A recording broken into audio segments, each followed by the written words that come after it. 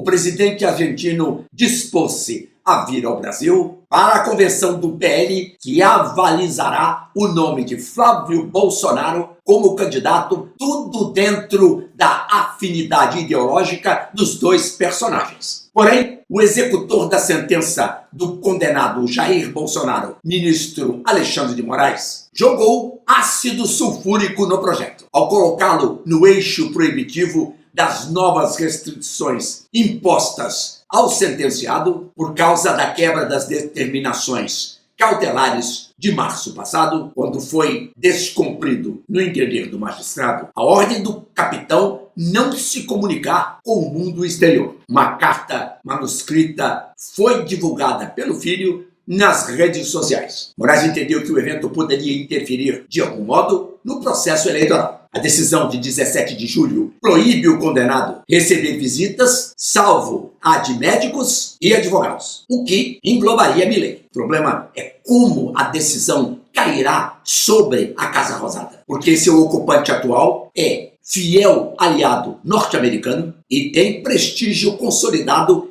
entre os direitistas europeus. A repercussão de medidas desta magnitude atira do brejo a imagem externa do país, já maculada por abrigar presos políticos e pelo uso da caneta da Suprema Corte para desequilibrar a paridade de forças. Levanta-se o possível acionamento portenho do Escudo das Américas, coalizão formada com foco militar e político multinacional para trabalhar contra cartéis do narcotráfico e imigração ilegal. Estes temas não tendem a ser exclusividade de tratamento pela aliança, ou seja, a abrangência dos seus objetivos irá além para alcançar campo bem mais amplo. Admitida tal possibilidade, aberta estaria a via para a pressão internacional no sentido de tornar realidade o encontro. A esquerda, pela expressão de uma mídia de internet, a revista Fórum, vê na iniciativa do argentino algo destinado a repercutir o protagonismo judicial pró-governo, em acordo com o sistema, por meio do seu ponta de lança para viabilizar a longevidade do consórcio PT-STF. Convenhamos que não cai bem ao STF expor ainda mais a sua imagem negativa, desdobrada na crítica, por exemplo, da transparência internacional, que enxerga como inércia a demora da Corte em analisar recursos contra decisões que anularam provas do acordo Odebrecht. Pode haver desdobramentos da decisão de Moraes, sobretudo se a Casa Branca sair a campo com sua artilharia pesada.